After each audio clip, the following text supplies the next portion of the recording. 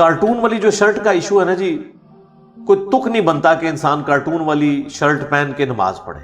کوئی چھوٹا بچہ ہو تو اس نے کارٹون والی اس کو چلے اس نے پہنی ہوئی ہے، اس کے لیے تو کوئی مسئلہ نہیں ہے. ایک بڑی عمر کے بندے کا کیا کام ہے، وہ خود کارٹون بننا چاہتا ہے کہ وہ کارٹون والی شرٹ پہن کے نماز پڑھے گا. بعض اوقات کوئی چھوٹے موٹے سمبلز بنے ہوتے ہیں، کبھی گھوڑے کی کوئی تصویر ہے، کبھی کوئی چیل کی عقاب کی بنی ہوئی ہوتی ہے. بہت چھوٹی تصویر جو ہے وہ اس کا تو کوئی اتنا ایشو نہیں ہے جب تک وہ ڈومیننٹ نہ ہو، وہ دیکھنے میں پورا اس کا چہرہ جانور کا نظر نہ آ رہا ہو. تو ظاہر ہے پھر ایسی شرٹ کے اندر تو آپ کو نماز نہیں پڑھنی چاہیے. اسلام میں یہ چیز پسندیدہ نہیں ہے کہ آپ نے تصویر یا کوئی مجسمہ عزت کی جگہ پہ رکھا ہو نماز کے دوران. اس لیے سامنے تصویر ہو تو آپ نماز نہیں پڑھیں گے. کوئی مجسمہ ہو، اگرچہ آپ کی نیت نہ بھی ہو اس کی عبادت کرنے کی، آپ نماز نہیں پڑھیں گے. تو کارٹون جو آپ کے سینے پہ یا بیج کی شکل میں یا پشت پہ ہے تو ظاہر ایک ریسپیکٹیبل چیز ہے نا. پھر آپ کے پیچھے جو نماز پڑھ رہے ہیں ان کے تو بالکل سامنے آ رہا ہے وہ. البتہ زمین کے اوپر کارٹون ہو پھر کوئی ایشو نہیں کسی کے نزدیک بھی، وہ ذلت کے مقام پہ پڑا ہوا. عزت کے مقام پہ کوئی تصویر نہیں ہونی چاہیے. باقی یہ جو چھوٹی چھوٹی تصویریں ہوتی ہیں نا، کبھی بیج پہ کوئی چھوٹا سا عقاب بنا ہوا، اس کا کوئی بڑا مسئلہ نہیں. جب بڑی تصویر ہو جو ڈومیننٹ نظر آ رہی ہو تو ایسی شرٹ میں نماز نہیں پڑھنی چاہیے. نماز آپ ایسی شرٹ میں پڑھیں جس کے اوپر تصویریں اس طرح کی نہ بنی ہوئی ہوں، بہتر یہی ہے. باقی رہ گیا ٹی شرٹ کا ایشو، تو ٹی شرٹ میں بھی نماز درست ہے، کوئی بھی اس کو غلط نہیں کہتا. کوئی جذبات کی وجہ سے کہہ دے الگ بات ہے. البتہ بنیان میں کوئی نماز نہ پڑھے، وہ تو بالکل ایک ایسا بےہودہ سا لباس ہے. اور ویسے بھی بخاری اور مسلم دونوں میں حدیث ہے کہ اللہ کے محبوب صلی اللہ علیہ وآلہ وسلم نے فرمایا، تم میں سے کوئی شخص اس حال میں نماز نہ پڑھے کہ اس کے کندھے پر کوئی نہ کوئی چیز نہ ہو. اور بخاری مسلم کے الفاظ ہیں کہ اگر ایک چادر میں نماز پڑھنی ہے تو دائیں پلو کو اپنے بائیں کندھے پہ کر لو اور بائیں کو اپنے دائیں پہ.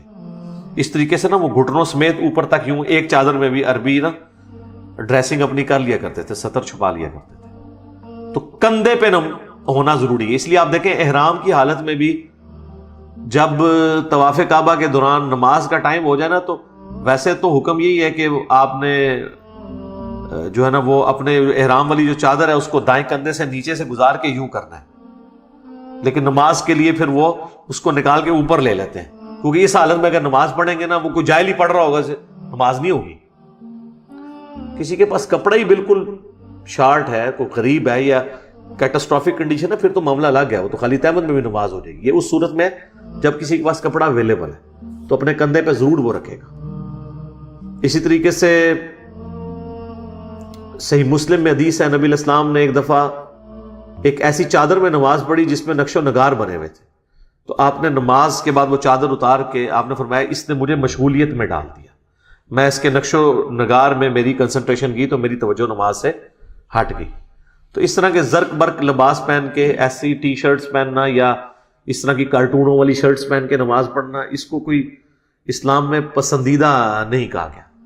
سوبر ڈریسنگ ہونی چاہیے نماز کے لیے، تو نماز بالکل درست ہوگی. مرد کے لیے ناف سے لے کے گھٹنوں تک کا سطر ہے، لیکن یہ اس صورت میں جب اس کے پاس کوئی اور کپڑا نہ ہو. جب کوئی اور کپڑا ہوگا تو پھر اگر کوئی قمیض اتار کے نماز پڑھتا ہے یا اس کے کندھے ننگے ہیں تو اس کی نماز درست نہیں ہوگی. یہ ذہن میں رکھیے گا، کیونکہ واضح حدیث ہے بخاری مسلم میں کہ کوئی شخص اس حال میں نماز نہ پڑھے کہ اس کے کندھوں پہ کوئی نہ کوئی چیز نہ ہو.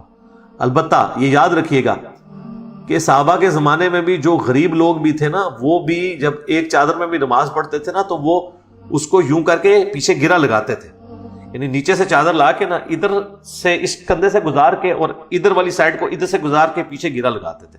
کندھے کو وہ بھی کور کرتے تھے. اس میں یہ نہیں ہوتا تھا صرف تہمت باندھ کے تو وہ ننگے کھڑے ہو کے نماز پڑھتے تھے، جو اکثر ملتا ہے نا کہ ایک چادر میں حضرت جابر بن عبداللہ نے نماز پڑھی اور دوسری چادر سائڈ پہ کر دی.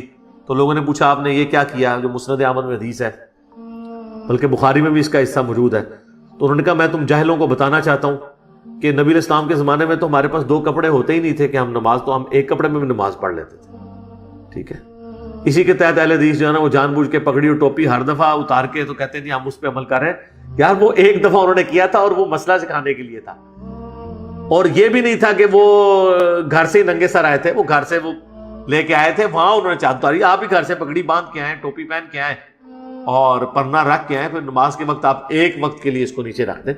یہ کہ آپ نے وہ جو ہے وہ خام خواہ ایک روٹین بنائی ہوئی ہے اور ایک غیر اخلاقی رویہ اپنایا ہوا ہے. میں یہ نہیں کہتا نماز نہیں ہوتی ہے، لیکن جہاں آپ چھوٹی چھوٹی سنتوں پہ جہاں پہ عمل کرتے ہیں تو ان سنتوں میں تو یہ بڑی سنت ہے.